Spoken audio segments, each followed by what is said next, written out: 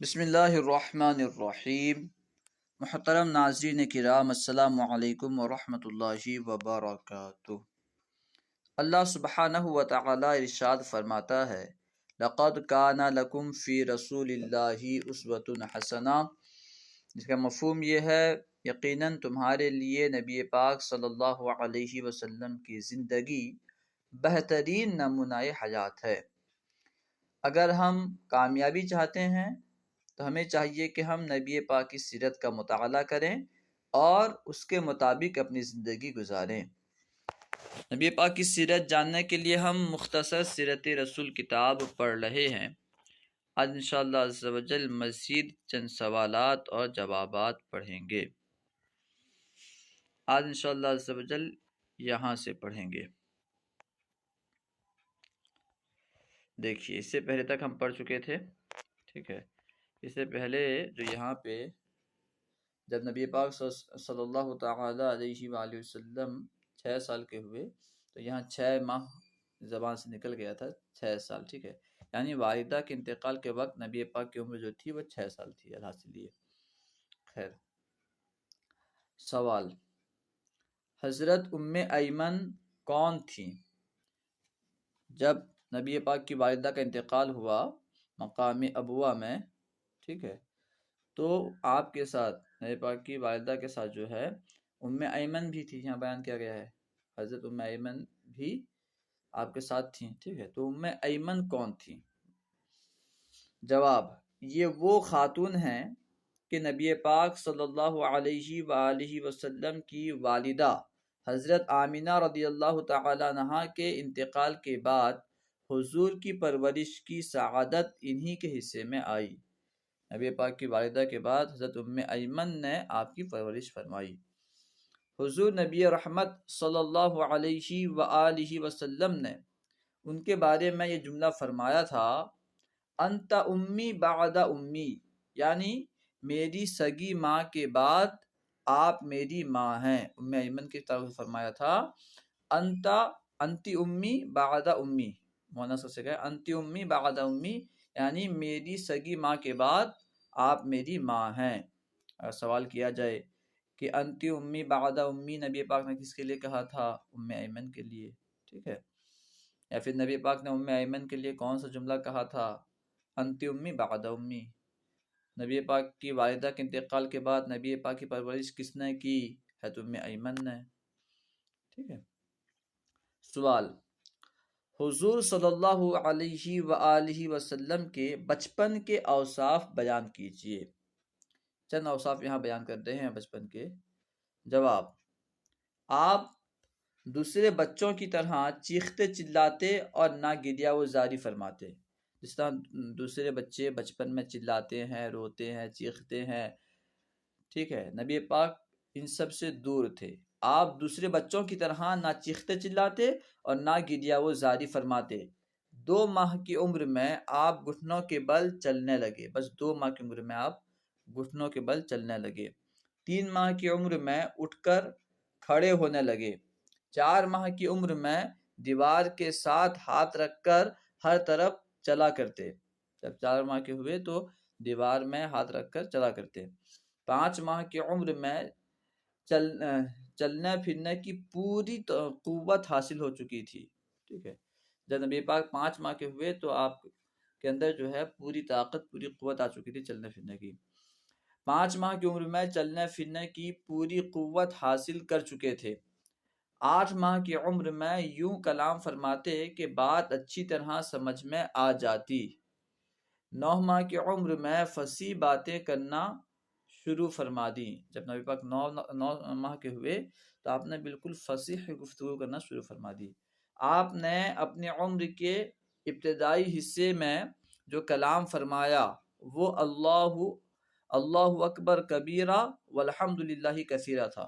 نبی پاک کے ابتدائی کلام میں سے یہ ہے، اللہ اکبر کبیرہ والحمد للہ کثیرہ، جبکہ اس وقت آپ نے اعلان نبوت بھی نہیں فرمایا تھا، ٹھیک ہے، بچپن کی بات ہے۔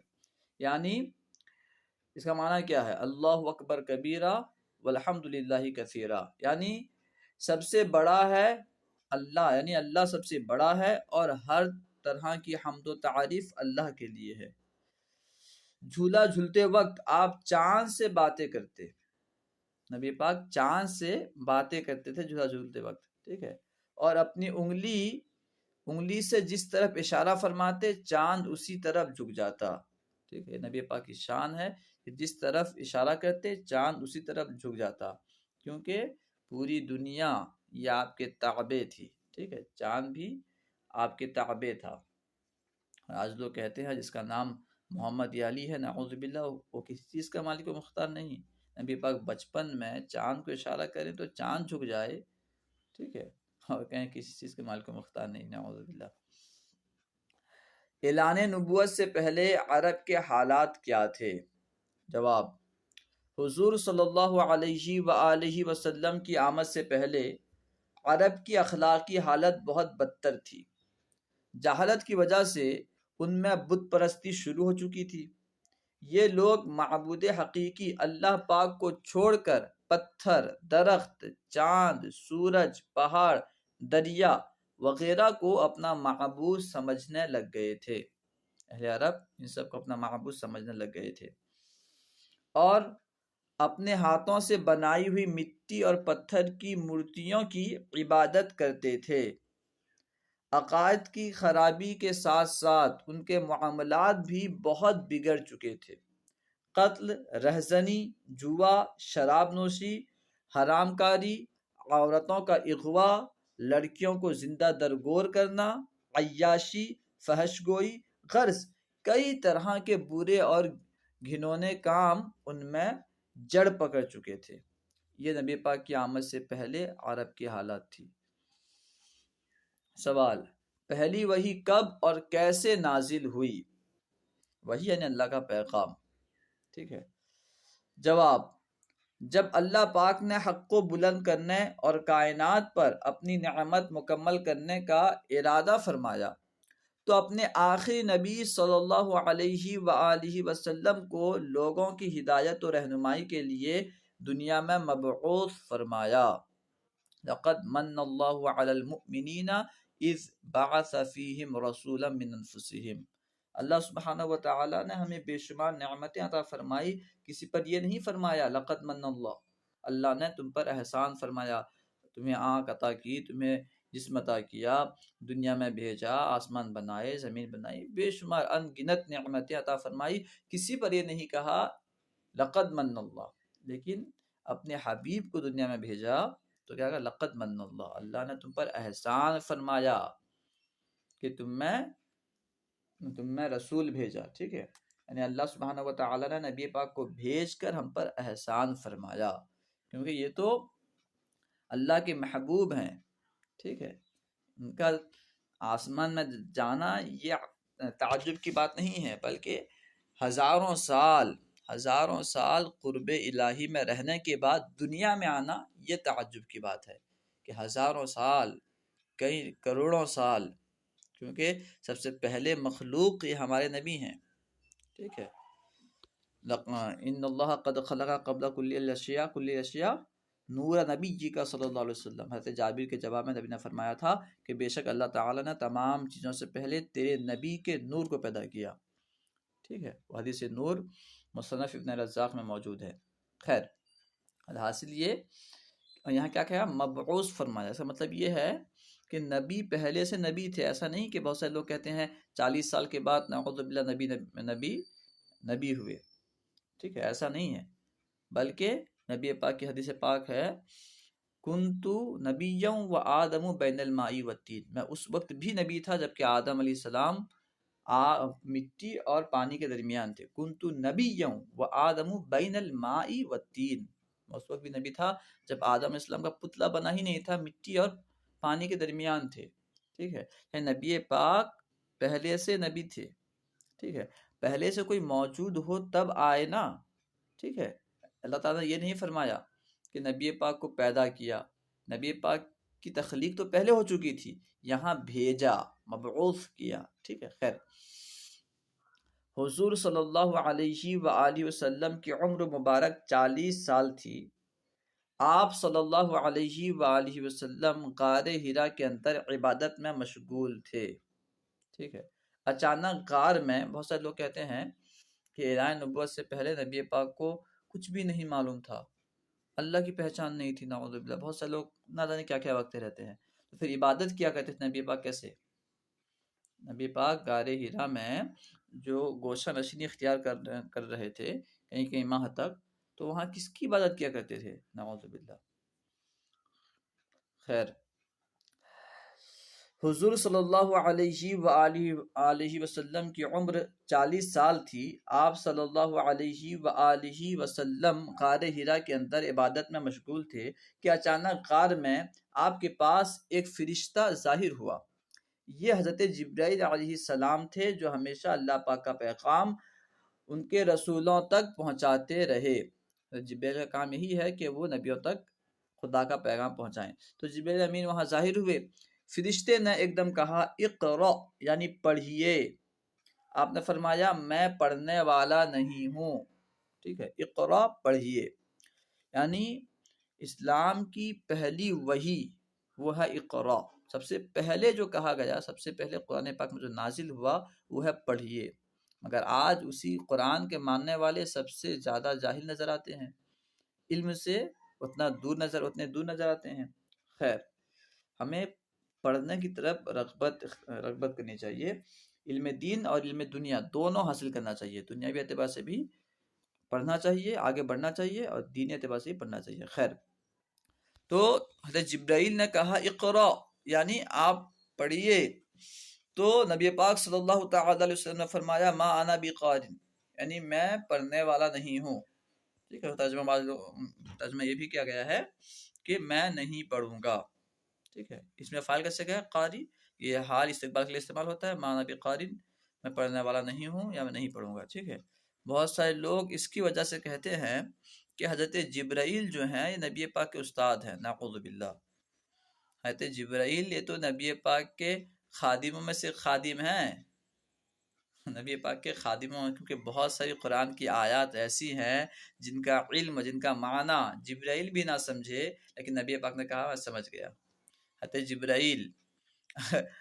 جبرائیل آ کر کے نبی پاک کے قدموں سے اپنے ہونٹ یا پھر اپنی آنکھیں مس کر کے معراج کے لیے اٹھا رہے ہیں، اور یہ لوگ کہتے ہیں کہ حضرت جبرائیل جو ہیں یہ نبی پاک کے استاد ہیں۔ خیر، اللہ سبحانہ وتعالیٰ نے کہا الرحمن علم القرآن، رحمان نے قرآن سکھایا، یہ نہیں کہا کہ جبرائیل نے قرآن سکھایا۔ خیر، آپ نے فرمایا میں پڑھنے والا نہیں ہوں۔ فرشتے نے آپ صلی اللہ علیہ وآلہ وسلم کو پکڑا اور نہایت گرم جوشی کے ساتھ آپ سے زوردار معانقہ کیا، پھر چھوڑ کر کہا اقرأ، مگر آپ نے پھر وہی جواب دیا، یعنی ما انا بقارئ، میں پڑھنے والا نہیں ہوں۔ تیسری مرتبہ پھر فرشتے نے آپ کو بہت زور کے ساتھ اپنے سینے سے لگا کر چھوڑا اور کہا، اب کہا اقرأ بسم ربک الذی خلق، خلق الانسان من علق، اقرأ وربک الاکرم الذی علم بالقلم وعلم الانسان ما لم يعلم۔ ترجمہ کنز ایمان، پڑھو اپنے رب کے نام سے جس نے پیدا کیا۔ نبی پاک عبادت میں اس طرح مشغول تھے، جبرائیل نے، یعنی اللہ سبحانہ وتعالی سے لو اس طرح لگا ہوا تھا، جبرائیل نے آپ سے کہا اقرأ، آپ نے نہیں پڑھا، آپ کو سینے سے لگایا، پھر بھی جو ہے اللہ سبحانہ وتعالی سے جو لو لگا ہوا تھا وہ کمزور نہیں ہوا، کم نہیں ہوا، ٹھیک ہے۔ اس طرح 3 مرتبہ کرنے کے بعد جب یہ کہا اقرأ بسم ربک الذی خلق، پڑھو اپنے رب کے نام سے جس نے پیدا کیا، اب نبی پاک نے پڑھا، رب کا نام سنا تو آپ نے پڑھا، ٹھیک ہے۔ جب تک جبرائیل کہتے رہے سی پڑھیے تو نبی پاک نے نہیں پڑھا، جب کہا کہ اپنے رب کے نام سے پڑھیے، یہ رب کا کلام ہے، رب کے نام سے پڑھیے، تو پھر نبی پاک نے پڑھا۔ خیر، پڑھو اپنے رب کے نام سے جس نے پیدا کیا، آدمی کو خون کی پھٹک سے بنایا، پڑھو اور تمہارا رب ہی سب سے بڑا کریم، جس نے قلم سے لکھنا سکھایا، آدمی کو سکھایا جو وہ نہ جانتا تھا۔ یہ قرآن کی پہلی آیت ہے، پہلی وحی ہے، ٹھیک ہے۔ اختلاف ہے کچھ لوگوں کا، لیکن اکثر کا قول یہی ہے۔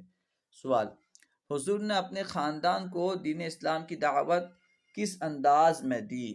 جواب: جب آپ صلی اللہ علیہ وآلہ وسلم نے اعلان نبوت فرمایا، نبی ہونے کا اعلان فرمایا 40 سال کی عمر میں، تو اللہ پاک کے حکم کی پیروی کرتے ہوئے لوگوں کو بتوں کی پوجا کے بجائے ایک خدا کی عبادت کی دعوت دینے لگے۔ لیکن شروع میں آپ صلی اللہ علیہ وآلہ وسلم نے اس دعوت کو خفیہ رکھا، یعنی پوشیدہ رکھا، فردن فردن مل کر کے دعوت دیتے، اور آپ قریش کی عام مجالس میں اعلانیہ دعوت نہیں دیتے، عام مجالس میں، مجلس میں جا کر کے عام طور پر دعوت وغیرہ شروع میں نہیں دیتے۔ جب یہ آیت مبارکہ وَأَنذِرْ عَشِيرَتَكَ الْأَقْرَبِينَ، ترجمہ کنز ایمان، اور اے محبوب اپنے قریب تر رشتہ داروں کو ڈراؤ، نازل ہوئی، جب یہ آیت نازل ہوئی تو آپ نے اعلانیہ طور پر دعوت دینا شروع کیا۔ چنانچہ آپ صلی اللہ علیہ وسلم نے کوہ صفا پر چڑھ کر، یہ پہاڑ کا نام یاد رکھ لیں، کون سے پہاڑ؟ کوہ صفا پر چڑھ کر قریش کے مختلف شاخوں کو پکارنا شروع کیا، اے بنی فہر، اے بنی عدی، یہاں تک کہ لوگ جمع ہو گئے، اور جو نہ آ سکا اس نے اپنا نمائندہ بھیجا کہ جا کر دیکھے آخر بات کیا ہے۔ جب لوگ جمع ہو گئے تو آپ نے ان سے فرمایا، اگر میں یہ کہوں کہ وادی کے اس طرف ایک لشکر جرار ہے جو تم پر حملہ کرنا چاہتا ہے، تو کیا تم لوگ مجھے سچا مانو گے؟ سب نے کہا، جی ہاں، ہم آپ کی تصدیق کریں گے، کیونکہ ہم نے تو ہمیشہ آپ کو سچ بولتے ہی سنا ہے۔